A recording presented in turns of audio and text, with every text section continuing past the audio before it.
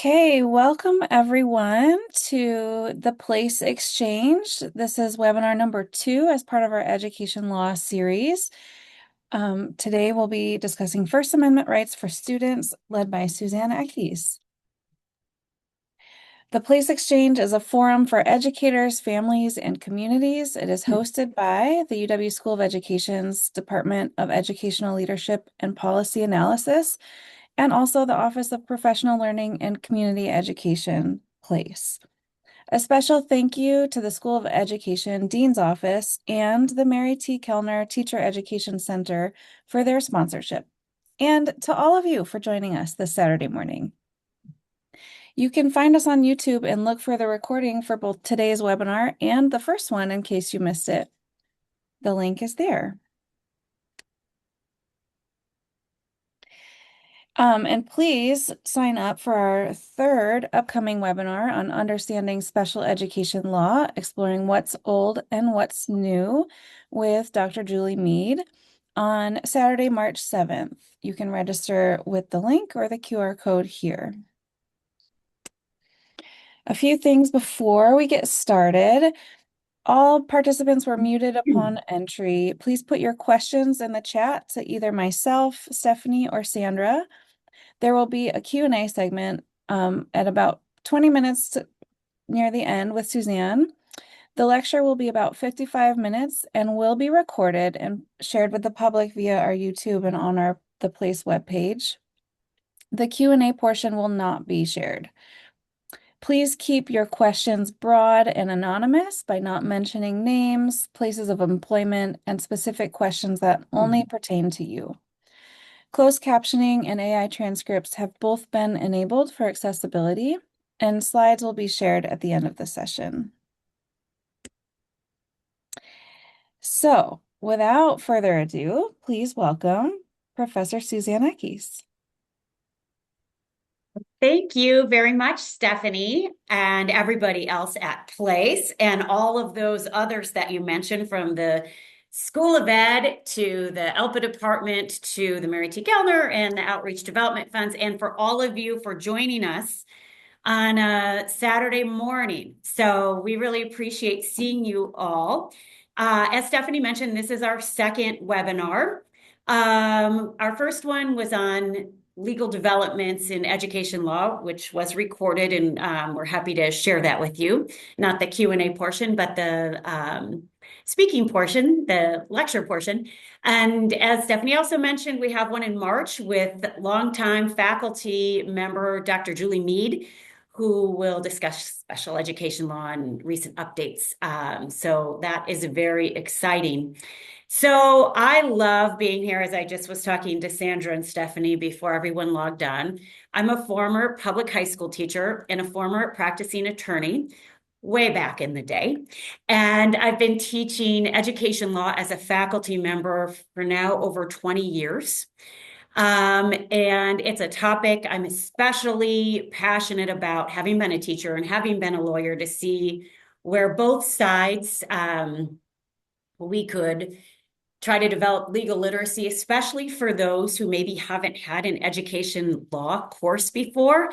And that oftentimes includes teachers, educators, school social workers, school psychologists, oftentimes principals have an education law course, and superintendents in their licensure courses, but not all states or even universities require an education law course for teachers, which leads to, of course, a lot of questions that arise about, am I violating my students' rights? Are my rights being violated in the classroom or in this public school setting? And that's what led to this webinar today, to try to increase your legal literacy for anyone who intersects with public education. We focused today on student expression. I actually did a poll with my students last semester and said, if I only could do a couple things, what should I cover?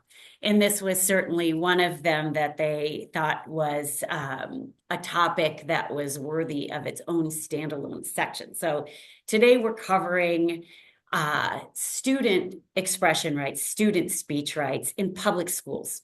I'm going to share my screen with you. and I have a PowerPoint presentation. In this PowerPoint presentation, I have a lot of embedded links. So what's so great about being an education law professor in 2026 as compared to when I started in 2003, there are so many more free available resources out there for those of you who are interested in this area.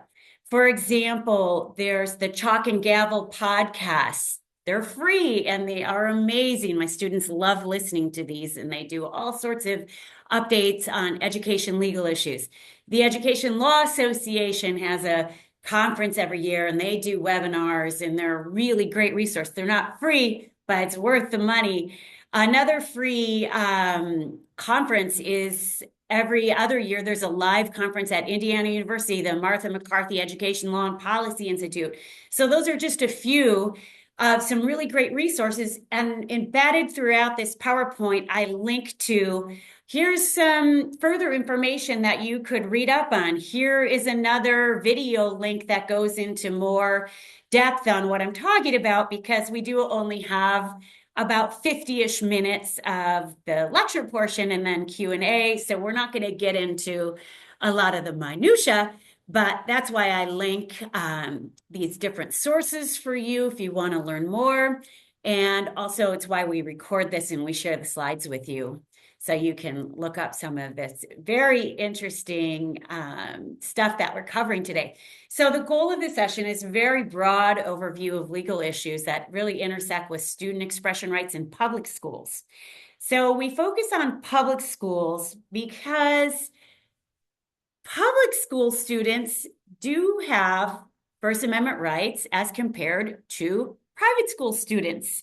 So when we're talking about First Amendment rights, this is about the government possibly punishing you for your First Amendment rights. And the First Amendment only limits this, governmental intrusion on free speech rights. So enter the public school setting. In a private school, you generally don't have these types of First Amendment rights, with a few exceptions. If the private school puts it into contract or has it in their handbook, and then the student feels like their rights were violated in a private school setting, it would be a contractual issue, not necessarily a First Amendment right issue. So we're focusing today heavily on public schools. And then we're going to talk just broad overview of some major U.S. Supreme Court cases that kind of help develop the framework around student free expression in a public school setting. We don't hit all of them, but we hit some of the main ones. And then also just to become familiar with other reasoning in Wisconsin, we're in the Seventh Circuit Court of Appeals. If we have anybody on from Illinois or Indiana, those Seventh Circuit Court of Appeals opinion are legally binding in your jurisdiction as well. But I also bring in cases. I saw one of my students just joined from Maui. So welcome from Maui. That's the Ninth Circuit Court of Appeals. And the Ninth Circuit Court of Appeals, I do have a case, so I'll talk about jurisdictional issues and what decisions apply where.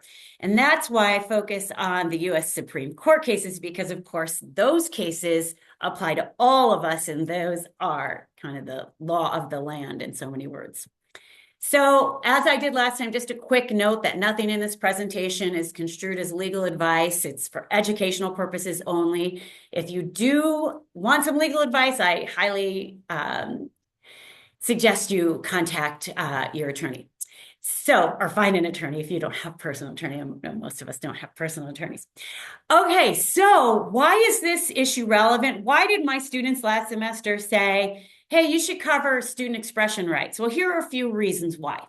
If you turn on the news, you read a newspaper, you watch CNN, Fox, wherever it is you get your news, you will see that students are engaged in walkouts at their schools, protesting different policies. They might be protesting ICE. They might be protesting gun violence. They might be advocating for their Second Amendment rights.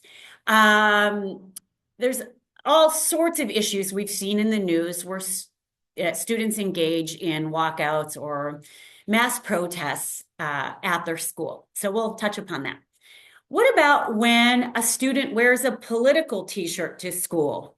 Do they have a First Amendment right to wear that First Amendment if it's a political t-shirt?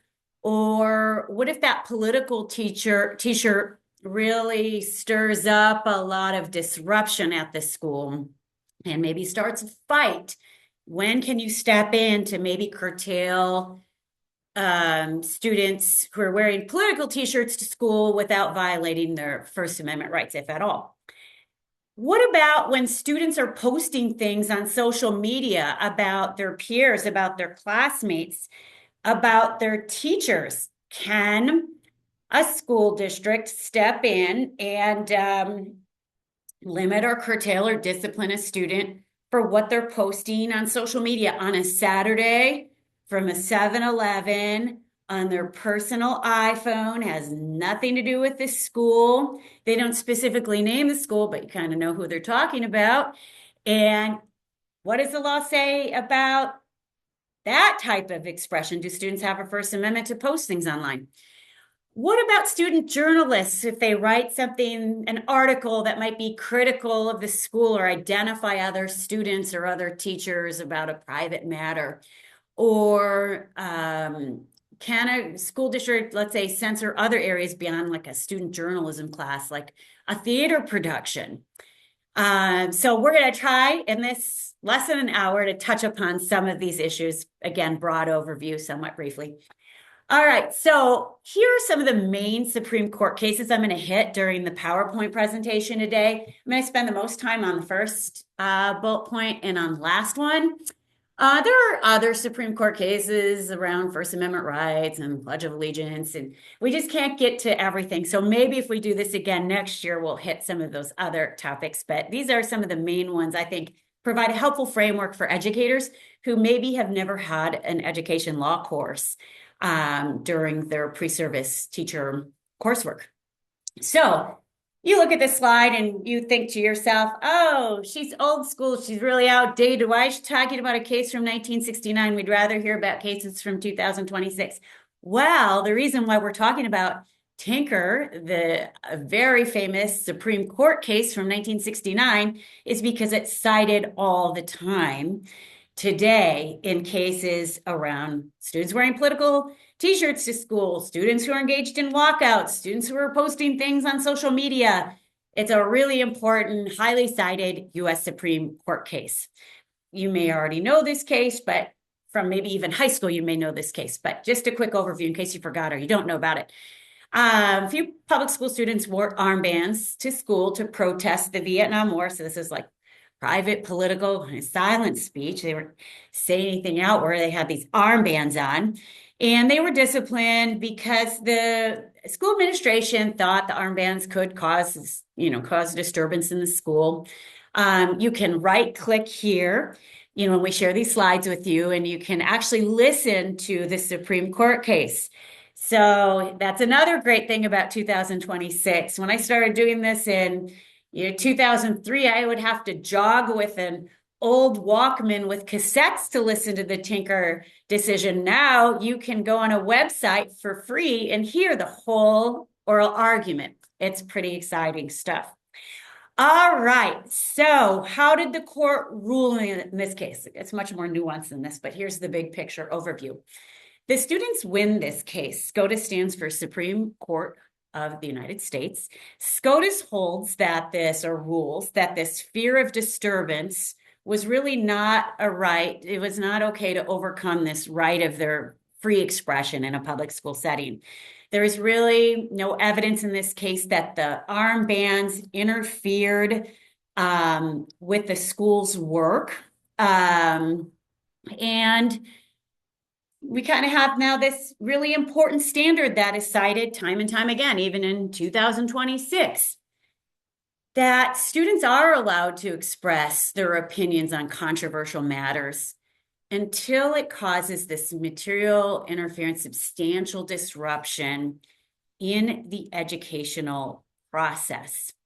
So a famous quote from this case is that students and teachers don't shed their constitutional rights at the schoolhouse gate. So that is true.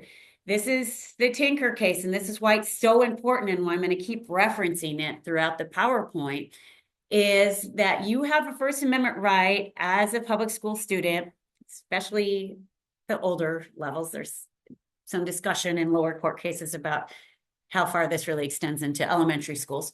But you have a right until, especially with private political speech, until it creates a material and substantial disruption at the school. So we have Q&A at the end. So let me just save you the time, because I know someone's going to ask, well, how do you know when there's a substantial disruption that occurs at the school? And I know you're going to ask me that because I've been teaching this class for over 20 years, and the students always ask me that. So let me tell you, it is kind of a gray area, and it's pretty subjective. And that's why we look at cases from our circuit and the Seventh Circuit. If you're in the Ninth Circuit, how do the lower courts interpret? How do they rely on Tinker, and how are they interpreting what might be considered a substantial disruption? So from one court, we know that it's more than just a mere desire to avoid discomfort or unpleasantness associated with, let's say, an unpopular viewpoint. What does that mean? So as we go through these different slides, I'll try to point out what was considered a substantial disruption in some of these more recent cases after the 1969 Tinker versus Des Moines case. So you can imagine, if you're working in a public school right now, you have students who are wearing t-shirts, everything from like build the wall, or, pro Kamala Harris, anti Kamala Harris. So there's all sorts of political t-shirts, or, controversial expression that is abound in a public school setting. So how would the Tinker standard apply? So I don't have a slide on the build the wall scenarios, but again, that would likely be similar to this armband. That's political speech. The students are allowed to wear such a t-shirt to school until that t-shirt arguably creates this material and substantial disruption.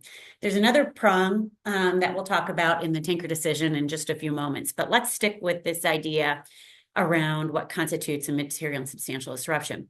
So I'm going to just talk about a more recent case. I think it was 2022, went to the Seventh Circuit Court of Appeals again. So that would be binding in Illinois, Indiana, Wisconsin. I know a lot of you are from Wisconsin.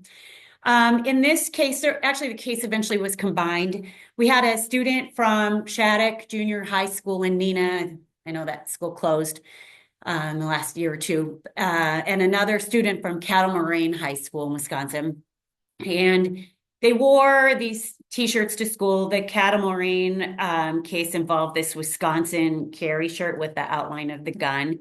It's a Guns Right group, for those of you who don't know. And then at the Neenah Junior High School case, the student wore a Smith & Wesson logo on their shirt with a revolver, outline of a revolver. So anyway, the district court, again, I'm talking very broadly, the district court kind of felt the school would have some leeway to discipline students. They didn't so much rely on the Tinker standard as much as the Hazelwood standard, which I'll talk about Hazelwood in a little while, more focused on forum and whether this is like stamp of the school on the speech. The case was appealed to the Seventh Circuit Court of Appeals. And what the Seventh Circuit said was they should have applied Tinker in this case rather than the Hazelwood decision that I'm going to talk about in a few moments. This is expression of this student's political opinion, the student who was at, I believe, the school in Neenah that eventually became moot because he moved on to a different school. But anyway, this was political expression. You should have applied Tinker. So the case was remanded back, and quite honestly, it never was decided if the student, in fact, had a right to wear this shirt to school. But we do know, what's helpful about this case for those of us who are in the Seventh Circuit is that Tinker should be applied to these types of cases. I know from looking at this case when it was really front and center in 2022, that the school administrators, I think, and Nina and in Cattle Moraine said we had guns in neighboring school districts, so this like could cause, we could forecast a disruption and whatnot. But the Seventh Circuit wanted the case to be clearly focused on the Tinker decision. We have other cases in our jurisdiction in Wisconsin. There's the Koopman case, Eastern District of Wisconsin case where student wore a shirt to school, something along the lines of, if guns kill people, then I guess spoons make people overweight and cars drive drunk. And there was no disruption found in that particular case. So this Tinker case, beyond these gun-related T-shirt cases and beyond the Build the Wall case, there have been cases involving walkouts. So that seems really relevant right now as we're seeing walkouts all over the country this year and in years past. So this is a really complicated area, and I could speak the whole hour just on walkouts. So I have a Learn More here. I'll guide you to another resource. And there are some schools in some communities where I've worked and lived where the schools help facilitate the walkouts. They'll say and they do it differently. So they might say during third period, we're going to allow the students have organized a walkout to protest gun violence in schools. So during third period, if your parents call in, you can be excused. Other schools just don't want to deal with it because, you can understand if you're working in a school, there could be some health and safety concerns. If a kid leaves the school grounds, gets hit by a car, or a fight breaks out, and, is this school-sponsored speech, or is this really, the parents have signed you out. So there's a lot of complicated issues that arise with walkouts. So I said this is broad and big picture today. So one thing you want to think about is, you're not required to facilitate a walkout during the school day. But if you do, or if you don't, because students are required to be in school, they can be disciplined for missing class if you decide that you're not going to allow the students to engage in a walkout. But one thing I think is really helpful to consider is you can't discipline students more harshly because of the political nature of their expression or favor one viewpoint more so over another. So, for example, if last February you allowed students, you said, parents, you have to call in, and the students are going to protest during third period, they're going to miss algebra and Spanish class and literature class. They're going to walk out onto the lawn, and for 20 minutes, they are going to lead a protest, student-led. And then another group says in March, we also want to be excused during third period for a Second Amendment rights rally. So that's where you can find yourself in, maybe a difficult situation as it relates to viewpoint. So this helpful resource that I have embedded in this slide goes over a little bit more about walkouts. The Chalk and Gavel podcast covered walkouts in this last year. The ACLU has a lot of free resources available, so do many other sources across the web. Speaks more about walkouts. So these are just some big picture considerations. And the Tinker case has certainly applied this idea of causing a substantial disruption with the walkout. So I said that Tinker has two prongs, but I was focusing on substantial disruption first. There's also maybe a little bit lesser known prong. It's oftentimes referred to Tinker's second prong, or it's this infringing on the rights of others where you can limit students' speech because students have the right to be let alone. So this second prong has come up in some different contexts around, a few times, and where students are wearing like a huge Confederate flag buckle to school, or a big Confederate flag on their T-shirt or sweatshirt, or they're wearing anti-LGBTQ plus t-shirts to school. Sometimes where you've seen the second prong come into play. So here's a real life case. This is out of California. I went to the Ninth Circuit. It was later vacated, but I still talk about it because it's really interesting from the standpoint of what they had to say about Tinker's second prong, even though it's not legally binding. So in California, on the National Day of Silence, so I think most of you work in schools, you know what the National Day of Silence is. So on the National Day of Silence, a student wore this shirt to school. Well, you might be wondering, can the student wear this shirt to school? Of course, the school had a policy in place that, it was something along the lines of, I'm paraphrasing, we don't allow discrimination against students based on their religion, their race, their ethnicity, national origin, sexual orientation, gender, sex, ability. They had the whole line of anti-discrimination language that many schools do. So anyway, what do you think about this? Well, the Ninth Circuit Court of Appeals, again, that's not legally binding here. That would be Alaska, Arizona, California, Idaho, Nevada. It's a lot of states, Oregon, Washington, I think. The Ninth Circuit relied on Tinker's second prong, this idea of students have the right to be let alone. And interestingly, in that case too, they relied on social science research to show, oh, wow, look at all of this research that shows LGBTQ plus students are harassed and bullied at higher numbers and have higher rates of suicide ideation. So it was a really interesting case because of that. But as I mentioned earlier, this case was later vacated, actually by the U.S. Supreme Court, and remanded back to the court with instructions to dismiss the case because the student had left that school and graduated. So it doesn't have the legal force. But again, I mentioned it because it was a really great application of this idea of Tinker's second prong. So here's a case that hits closer to home for those of us who live in Wisconsin, Indiana, Illinois, where this case would be binding here. So we have a student on the National Day of Silence who wore a t-shirt to school that said, "Be happy, not gay." Well, how do you think the Seventh Circuit Court ruled? Seventh Circuit Court of Appeals.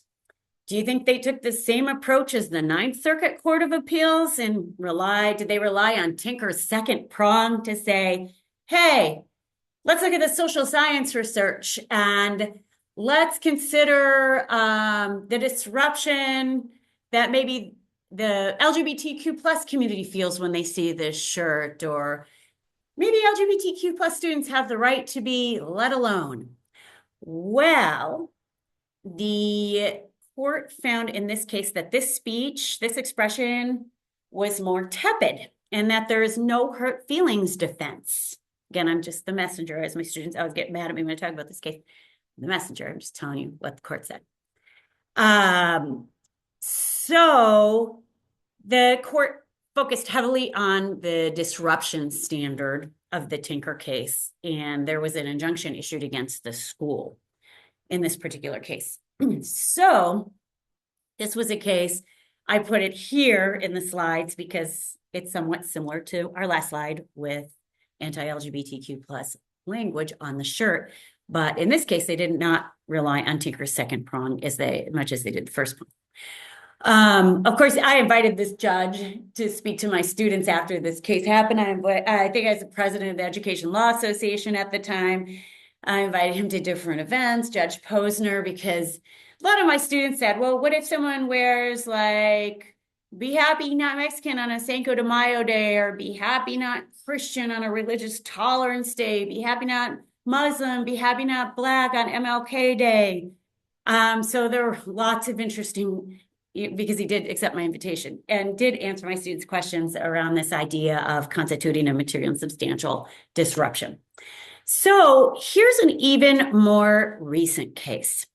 So a student in a Massachusetts middle school, again, so this wouldn't be binding in our circuit and Seventh Circuit, but maybe we have a few people from this circuit, which is Maine, Massachusetts, New Hampshire, Rhode Island, and Puerto Rico, and you better check me on that, but I think those are the states.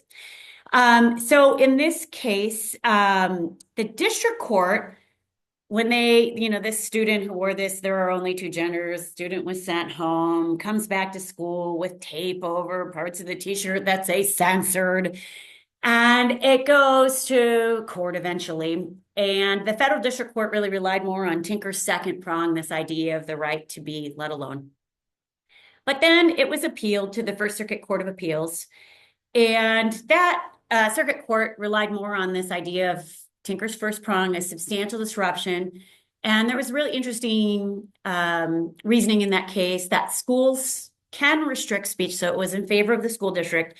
Schools can restrict speech that poisons the educational atmosphere and disrupts the learning environment. So they tried to appeal this case, try to get the US Supreme Court to take the case. They did not take it, not surprising. As I mentioned on my last webinar, the US Supreme Court agrees to take less than 5% of the cases it's asked to take in a given year. But for those of you who are familiar with the makeup of the Supreme Court, might not be surprised. Justices Alito and Thomas issued a dissent. They thought we should have taken this, Supreme Court should have taken this case, that they were censoring this student's viewpoint.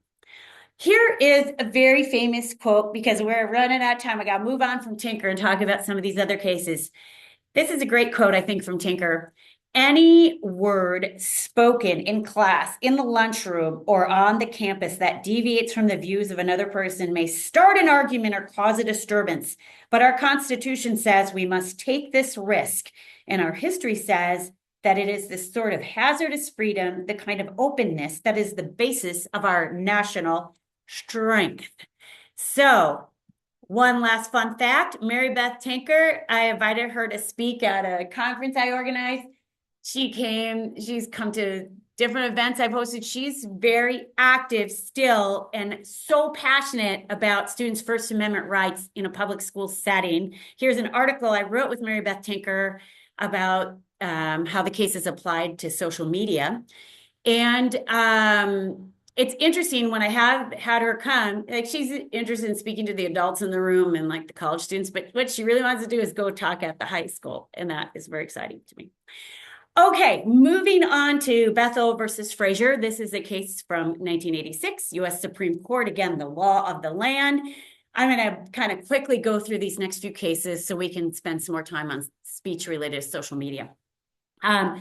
Okay, so in this Bethel case, a student gives a speech in front of the whole student body about his friend who's running for student council. Student gets disciplined because school officials found his speech to be highly offensive. Here is his speech. I'm not going to read it out loud. Just take a second and read it.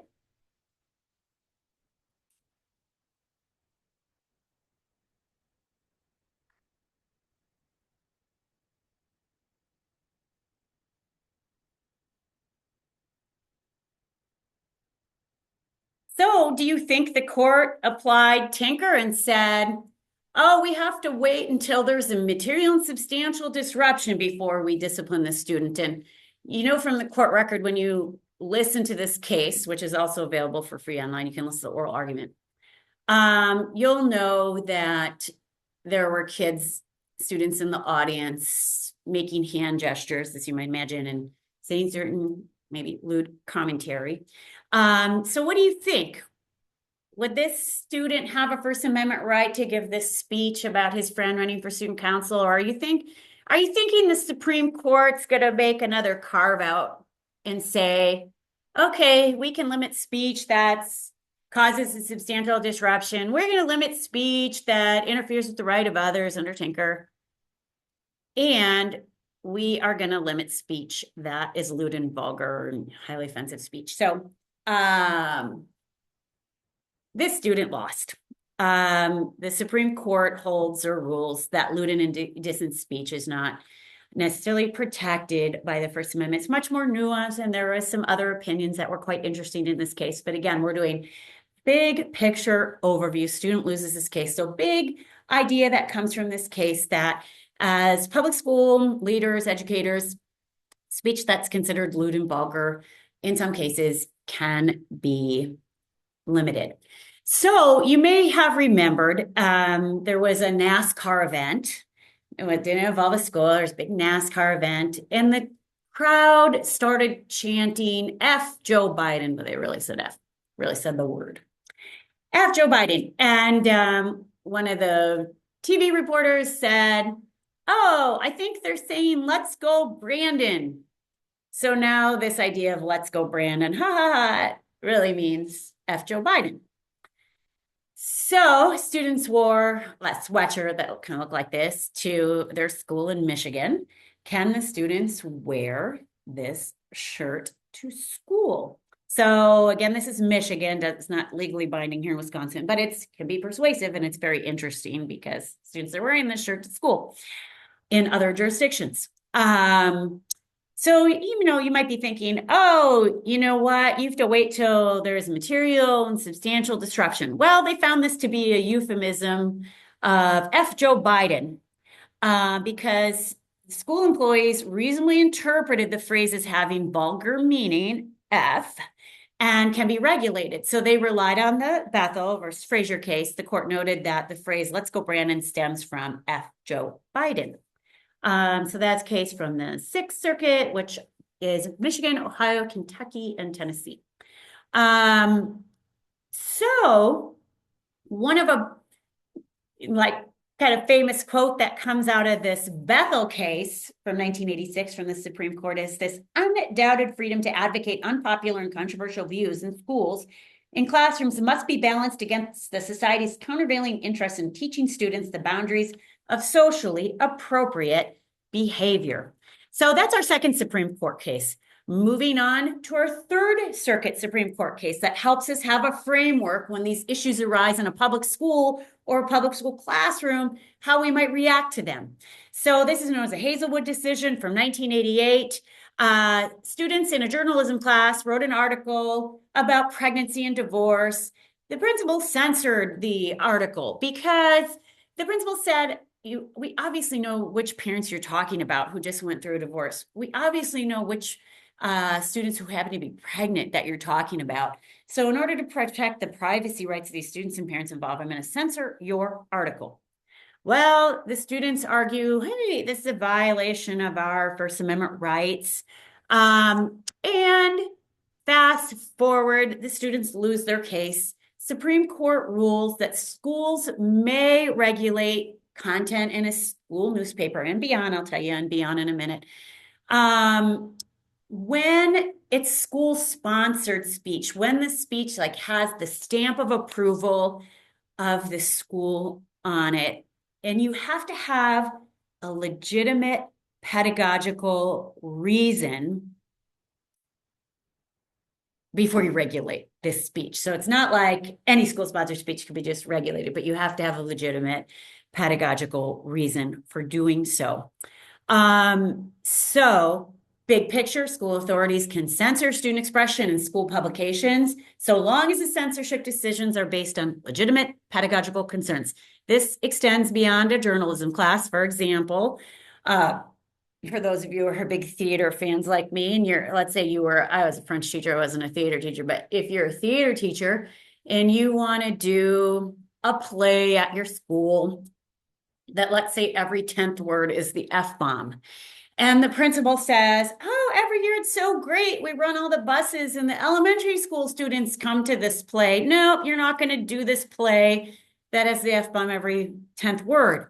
So you can see some examples of where school authorities may step in and censor student expression. That's the school-sponsored stamp of approval of the school type expression.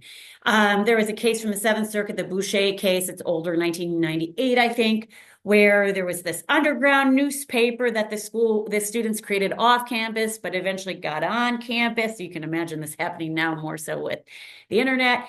And they were allowed to discipline the students, even though it was off-campus newspaper, because it caused disruption. And there was also profanity, sexual content. So it was also limited under the Bethel decision. So there was a scenario. This is when I was a professor at IU, a neighboring town had students, and this is just an example of it on Time Magazine, but this really happened close to where I was a professor. The school newspaper, they wanted to run an article about the dangers of oral sex, and oh my goodness, there's all this hoopla. School board meetings were very dramatic. Well, in the end, they allowed the article to run because they just ultimately decided to do so. Perhaps an article on the dangers of oral sex, a school might be able to make an argument to the contrary. If I put this on a final exam for my students, I would not mark off, no matter what side they argued, as long as they tried to apply Hazelwood in an applicable way. So here is a famous quote from Hazelwood. A school may, in its capacity as a publisher of a school newspaper or producer of a school play, disassociate itself from speech that is, for example, ungrammatical, poorly written, inadequately researched, biased of prejudice, vulgar or profane, or unsuitable for immature audiences. That is our big picture that comes out of the Hazelwood decision. In 2007, we had our fourth case. U.S. Supreme Court case. It's known as the Bong Hits for Jesus case. In this case, the Olympic torch was running past an Alaska high school. The kids were dismissed to watch the Olympic torch run past the high school. One of the students who wasn't even on campus that morning brings a big banner to school that says Bong Hits for Jesus. Right as the cameras were rolling and the Olympic torch was running by, school administrators tore down the big banner. Student gets in a little bit of trouble and then argues, hey, I have a First Amendment right to free speech. Well, what do you think? This student loses. Supreme Court rules that a school district did not violate their First Amendment rights when it confronted the serious and palpable danger of drug abuse. Okay, again, I'm just the messenger. Whenever I talk about this case, we spend a lot more time on it than just 2 minutes. My students say, how is that serious and palpable danger? Bong hits for Jesus. It's nonsensical and it's kind of funny. Well, maybe you think so. Maybe others think so, but the Supreme Court linked it to this idea of we can now limit speech in addition to speech that causes a material and substantial disruption, speech that might interfere with the rights of others, some circuits, speech that is lewd and vulgar, speech that has the stamp of the school on it, and now speech that is linked to serious and palpable dangers of drug abuse. So let's apply it. First picture on the left. What if a student wears that t-shirt to school? Translation, that's like legalized medical marijuana. That student wears that t-shirt to school because their aunt has cancer and they think medical marijuana should be legalized in Wisconsin. Can you discipline students under the Morris v. Frederick, the Bong Hits for Jesus case? You could argue it either way on exam. I would say no, because I don't think this is presenting a serious and palpable danger of drug abuse. And perhaps legalize it too might fall under the category. You could disagree with me, but under just applying Morris v. Frederick and not the other cases, is this serious and palpable danger? Let's apply Tinker. Is this like political speech when, there's debate in several states have legalized it, both medical and recreational, and say, maybe we want to legalize it here in Wisconsin or whatever state you may be in. Or if a student wears mostly drug-free to school, maybe that's a different situation than, this first t-shirt around medical marijuana. So you can see how these cases are applied in real life subsequent decisions, and it's not easy. I would personally think the first t-shirt and most likely the second t-shirt would likely be okay. At least if I were a principal, I would not go down that rabbit hole. Some of you may disagree with me, and that's fine. You do you. And the case on the right's a little more difficult, and maybe under the Morris v. Frederick case, you might be able to do so. Okay, here's our final Supreme Court case. Super interesting. In this case, we have a cheerleader. Cheerleader tries out for the squad and doesn't make the varsity squad, makes the JV squad, is pretty upset about it. Goes to Snapchat, raises their middle finger with the caption, F school, F this, F cheer, F everything. That really said the word. Was sent to their 200 50 of their friends, initially in a private group, eventually spreads throughout the school. So another thing I just want to point out about this case is that, the SNAP was created over the weekend from a convenience store, from their personal device. It wasn't a school-issued laptop, if I remember correctly, and they didn't identify the school or anyone by personal name. So what do you think, if you're not familiar with this case, do you think that this student's speech could be limited based on, the facts so far? Here's some other things you might want to know. The cheerleading coaches were also they're also teachers. Before trying out for the squad, they signed a cheerleading rules document. They're not going to post negative things about the cheerleading squad on the internet. So students' discipline. Here's a Chalk and Gavel podcast about the whole case. That's super interesting. Well, the student won in an 8-1 decision at the U.S. Supreme Court. So the court observed that these special characteristics of the school might allow it at times, should have that bolded, to regulate some expression that's initiated off campus, including severe bullying and harassment, speech that's targeted, threats. I should have mentioned this earlier. True threats are not protected under the First Amendment anyway.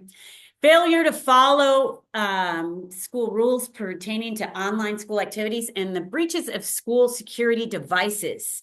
So this is an interesting case. This student wins, and it gave us some additional clarity about, I did not mean to start that. Let me go.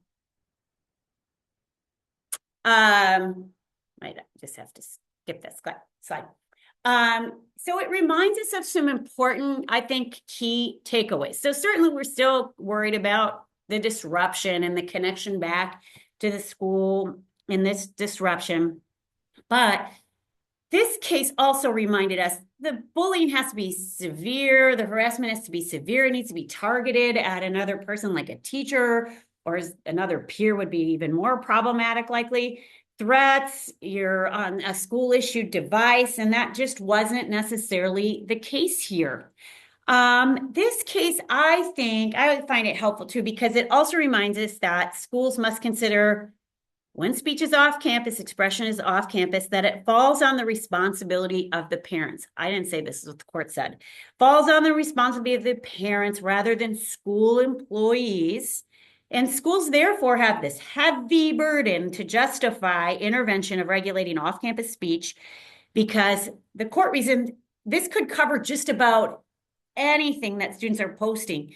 And we also want to acknowledge that schools, I think the terminology they used were nurseries of democracy, that schools have this interest in protecting unpopular speech. So again, those are my 5 U.S. Supreme Court cases. There are others, but those are 5 I'm focusing on today, because they provide this really, I think, helpful framework. If you're a teacher in a school and someone wears Let's Go Brandon shirt to school, or a MAGA shirt to school, or whatever it is that they're wearing to school, or my pen is large. I've seen that one. Get it, my penis with a pen pointing below the buckle. They wear that too. Think of the Bethel case.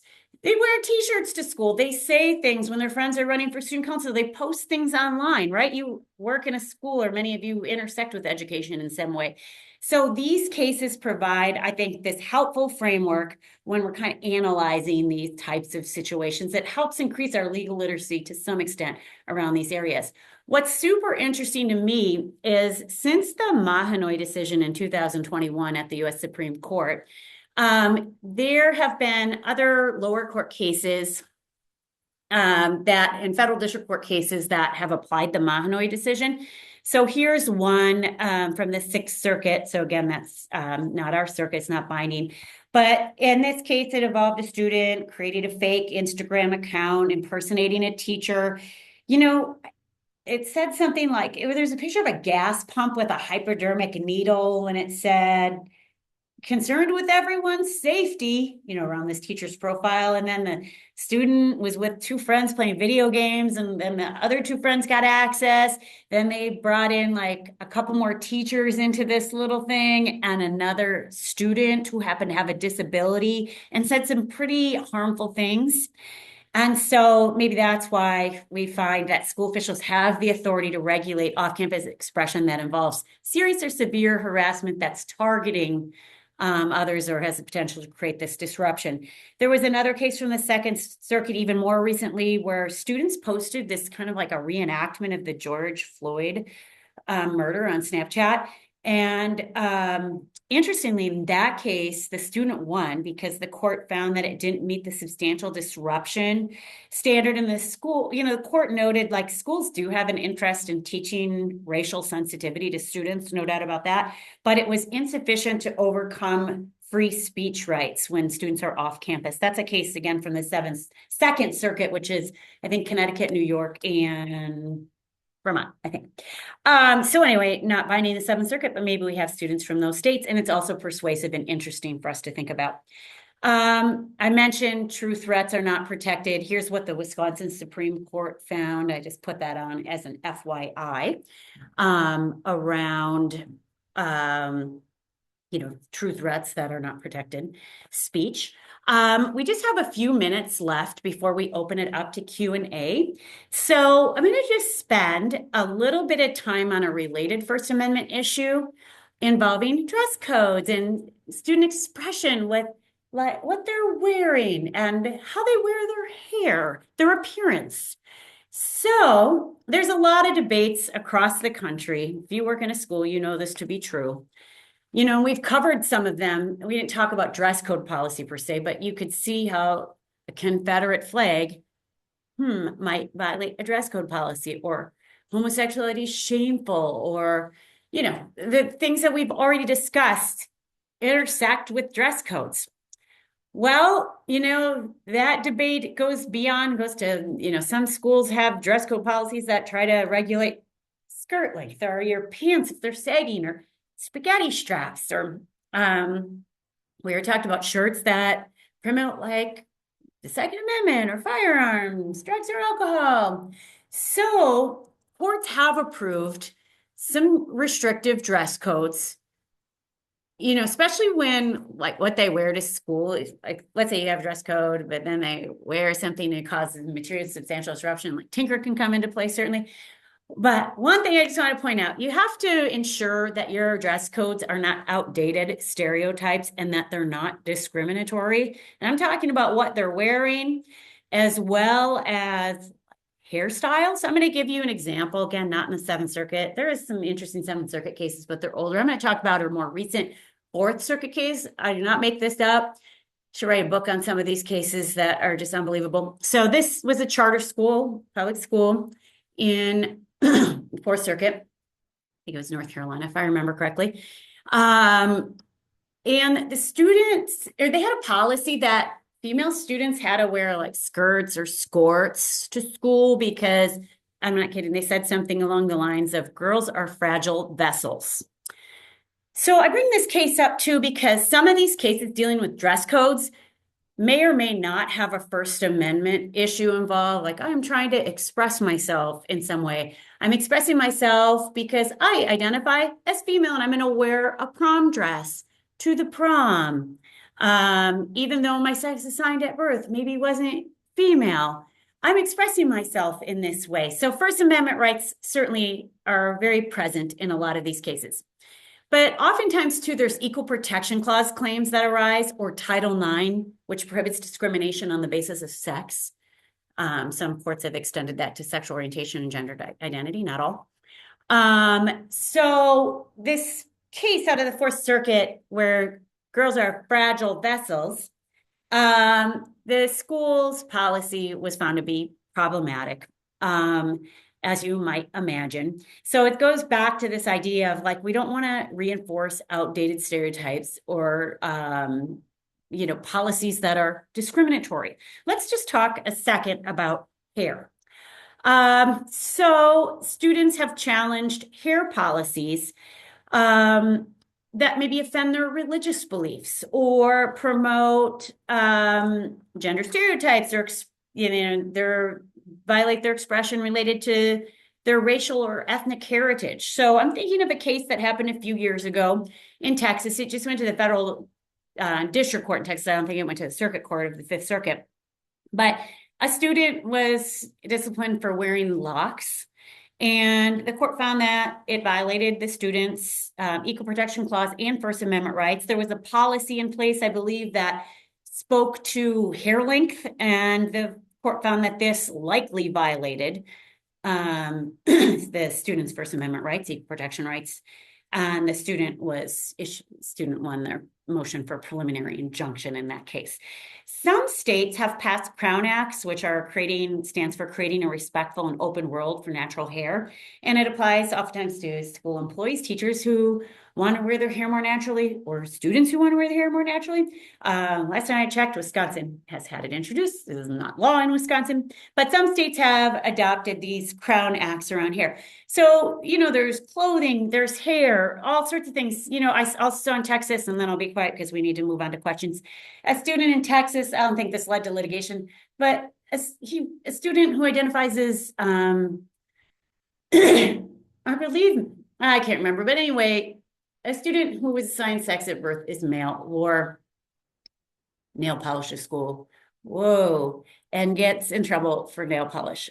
And so there was a lot of outrage about this, and you could see if this, did progress to court, like maybe outdated stereotype and maybe discriminatory, possibly under Title IX or Equal Protection Clause or even First Amendment. So just using that as another example of cases around dress codes and overall student appearance. So we got to open it up for questions in just a minute. But before implementing a dress code, just a few things to consider. There are many more things to consider, but these are just a quick, broad overview. And I have questions, or open it to questions. Again, thank you to all these folks who have sponsored these 3 webinars that we're trying out this semester. And here's some references to some books that I relied on. This first book, we have a new edition coming out this summer. And here are the sources for the different images that we use. Again, this presentation is for non-commercial educational use. So we'll share this PowerPoint with you so you can see a lot of the resources. And now we are going to open it up for questions. Thank you so much, Suzanne. Our first question is, at one point, Suzanne read a quote about appropriate social behavior. Who determines what is appropriate? And considering the current political environment, it seems like this interpretation could depend on who is weighing in. 100%. It will often turn on who is weighing in and what. I even see different school districts in the same community. One high school principal interprets this as socially inappropriate, and across town, kind of the same issue arises, and then it's okay. But what we look at after the Bethel case is, let's look at cases, hopefully from our own circuit, that are legally binding, and how have lower court cases interpreted what's socially appropriate behavior or not. But that's an excellent point that the question asks, because during this political climate, what's considered socially appropriate behavior may have shifted in recent years. So I would say, I rely on these frameworks for that particular question. That quote comes out of the Bethel case. And if I were presented with this, I don't practice law anymore, but I still help with cases on the periphery, or I'm like expert witness on cases. I'm on one right now. And when I assist with these cases, I immediately go to what are other cases in our jurisdiction? How have they defined socially appropriate behavior? And I'm just going to be honest, quite most times you're not going to find the perfect case with the perfect set of facts that directly relates to the issue that just arose at your high school or junior high school that day. And that's what makes this particularly difficult. You know, I talked a lot about litigation today. I'm always a big fan of conversations and more of like restorative justice practices with students rather than like immediate punishment and suspension for these shirts. To maybe like when I was a high school teacher and students would wear these shirts to school that were like, I thought highly offensive. And I didn't even have a school law class at that time. So I broke the law all the time. I'll just admit that. But I would pull the students aside and be like, why? What? Like this, do you realize why this, what you're wearing, or the bumper sticker you have in your car, or the Confederate flag you're flying off the back of your truck, why that is hurtful to some of the students in this school? Let's have a conversation about why. I'm not, shaming you. I'm not punishing you yet. But we're just going to have a conversation around why people are upset with you. And so sometimes there's helpful conversations that you can have around this, to use the quote, socially appropriate behavior from that case. Other times it could lead to litigation, and there's existing litigation that I go to try to put the puzzle together of like, what does our circuit say? Oh, this, the Seventh Circuit said you can wear Be Happy, not gay, but the Ninth Circuit in a somewhat similar t-shirt case said you could not. And so that's why it's kind of important what your jurisdiction has said about what's disruptive, what interferes with the rights of others, what's considered socially inappropriate. And I know I'm not answering the question perfectly, and that's why my class, when students take it, are highly frustrated. I'll just admit that. Thanks, Suzanne. We have another question. Are there cases where a student brought complaint about school staff or administration for not taking action about particular speech? Yes, yes, yes. That has happened a lot. That actually happened to my niece. So, in those types of situations, where I'll just think of an example off the top of my head. Let's say it's a Confederate flag and they're wearing these shirts to school on MLK Day because they think it's viewpoint discrimination if the school would say can't wear those shirts.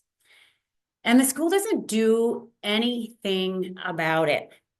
And you have all 50 states have anti-bullying policies and some form of anti-harassment policies. It also could raise concerns around beyond the First Amendment of Equal Protection Clause that let's say the school disciplines students for certain things that they're doing, their conduct or their speech, but not over here. Where you're treating people differently based on their viewpoint could be problematic. So I have seen those types of situations, and they do raise issues around like bullying and harassment. They raise issues around equal protection, especially when you've disciplined other students for their types of speech that they're wearing, but not this highly offensive speech, if that makes sense. So it certainly has been an issue in schools. Absolutely. We have another question. I'm going to paraphrase. So this question is about Indigenous folks denied the right to wear ceremonial regalia for special events and or holidays. How does the strict dress code, freedom of religion, and freedom of speech interplay? Yeah, there have been a few cases recently where a student wants to wear, let's say, a long feather at graduation or feathers related to their race, ethnicity. Oftentimes Indigenous communities are students from Indigenous communities, or they want to wear a long braid at graduation, and there are dress codes, hair policies in place that infringe on those rights. So it kind of goes back to that earlier slide that I had.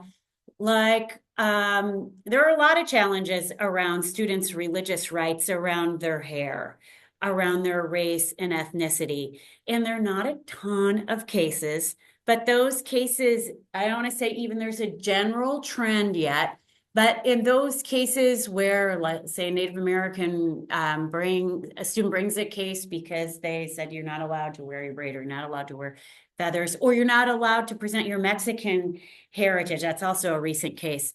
In some of those cases, the students have been successful, but I don't want to say in all cases. They have been mixed.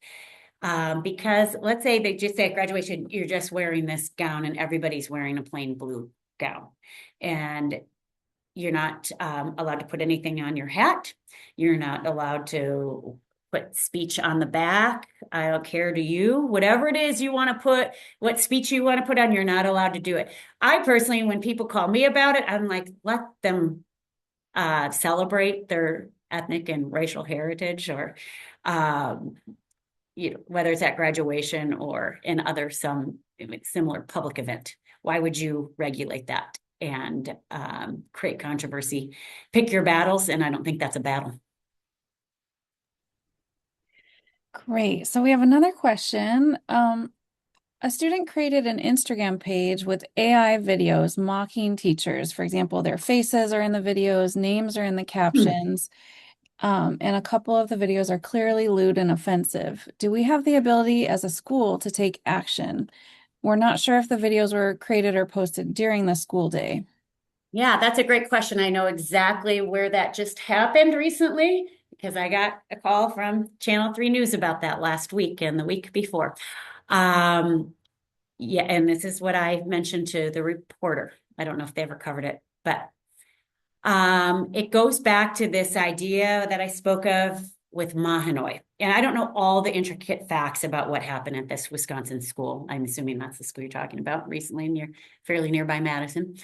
I don't know all the facts, so I'm speaking generally, but I would think of the Mahanoy decision, if this is AI created, generated, where it's teachers are identifiable. I think they said teachers and or students. Mahanoy tells us that if it's speech that's related to severe harassment and bullying, and the teachers and the students are identifiable, that is like one exception and creates this disruption on campus. That is one exception where we can curtail students' First Amendment rights and possibly discipline the students. Again, speaking broadly, I'm not involved in the case. I don't know the exact facts. If it was like a total parody, and I don't think it was from what I've heard, but there have been other off-campus speech incidents, social media memes in other states where they're so over the top about a teacher that the court kind of says that's not really severe bullying and harassment. Everybody knows this is a joke. But in this particular case, if it's truly harassing or bullying another individual that's targeted, I think Mahanoy would really, be helpful to the school in this instance to try to be able to limit student expression in this particular case without offending their First Amendment rights, speaking broadly, and not giving official legal advice.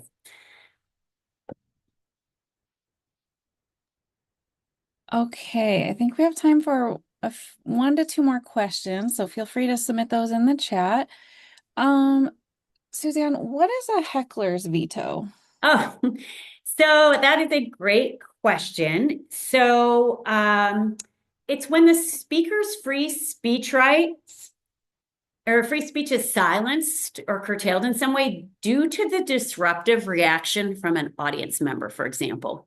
I'm going to give you an example. This is a Ninth Circuit case that's really interesting. It's from 2010. It's older, but it's a really interesting case. It's the Dariano case. A student wears an American flag t-shirt to school on Cinco de Mayo. True case. This really happened. And the school district disciplined the student for wearing the American flag on Cinco de Mayo. And the school said, there wasn't like quite a full-blown disruption yet. And the school said, we don't need to wait for a disruption. If there's a reasonable expectation of disruption, if we can reasonably forecast the disruption.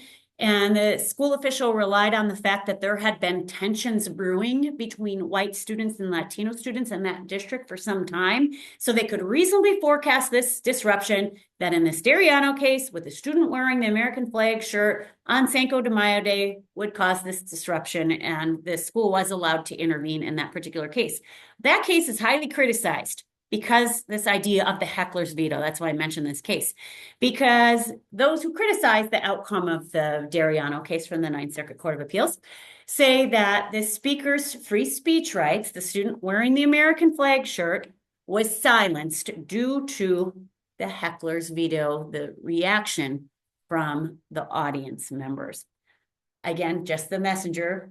And I use that as an example of a case that I'm quite familiar with where the heckler's veto has been front and center.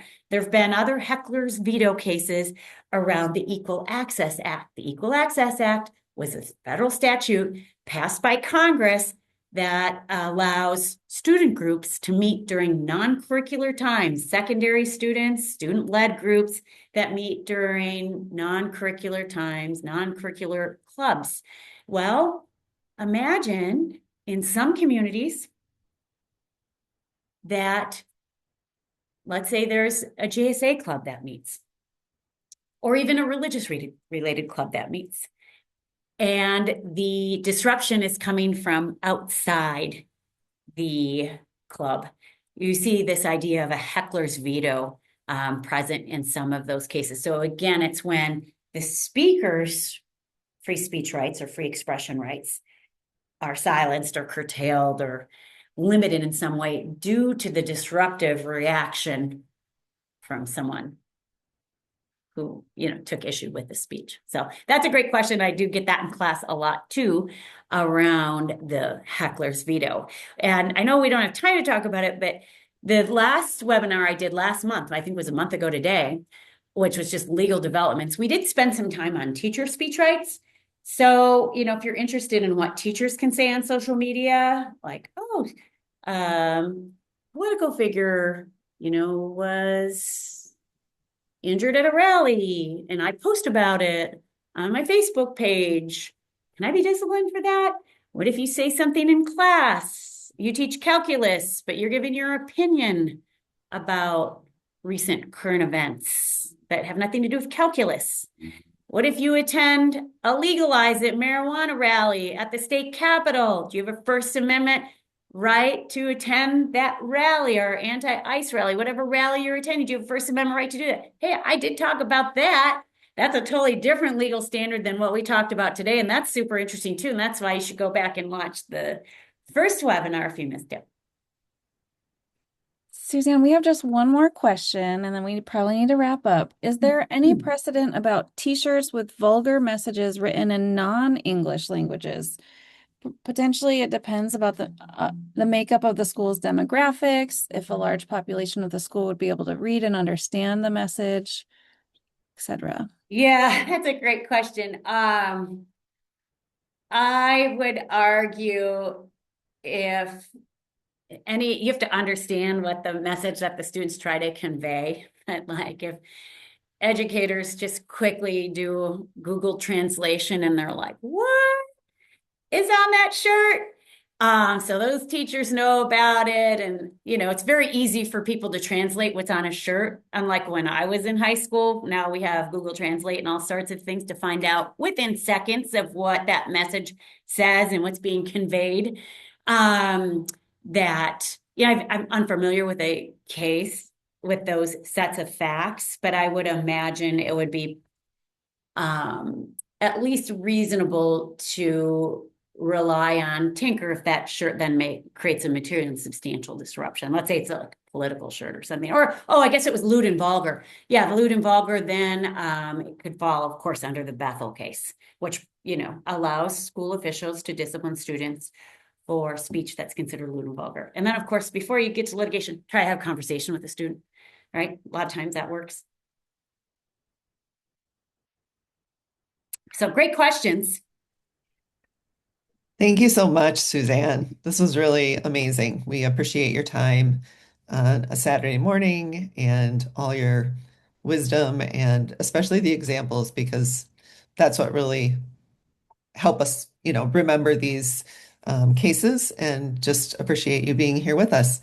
And to everyone who joined us this Saturday morning, we really appreciate you being here. I've dropped it in the chat and Stephanie has it on the screen.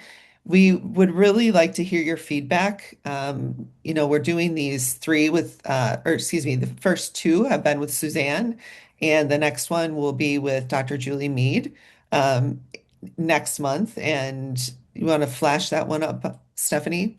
You can still register for that session number three, and that one's focused on special education law. There's so much to know about that we hope you not only join us, but that you also, share it with your colleagues, administrators, parents, students as well, especially older students who might be going off to school. It's important for them to learn how to advocate for themselves as well.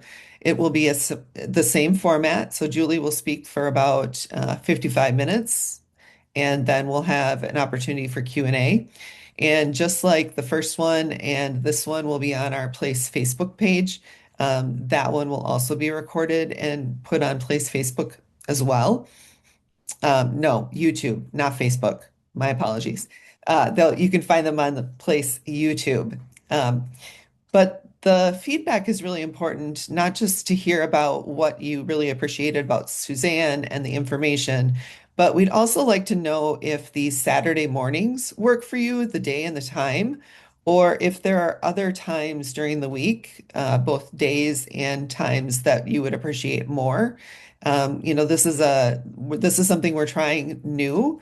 And so we need to hear from the audience if there's a better time or, if there's a time where you and your colleagues could all attend together, so that you could go back and have a conversation, among all of you. That would be helpful for us to know. We'd also like to hear what other topics you're interested in hearing about. What are you interested in learning more? What are the topics that you're struggling with in your professional contexts? So please share your feedback. We'll use that to inform our work, moving forward. So thank you. We hope you have a wonderful rest of your Saturday and a wonderful rest of your weekend. Thank you for being here, and reach out if you have any other questions or comments or want to engage in conversation. Take care, everyone. Thanks, everyone. Bye, everyone. Thank you. Thank you.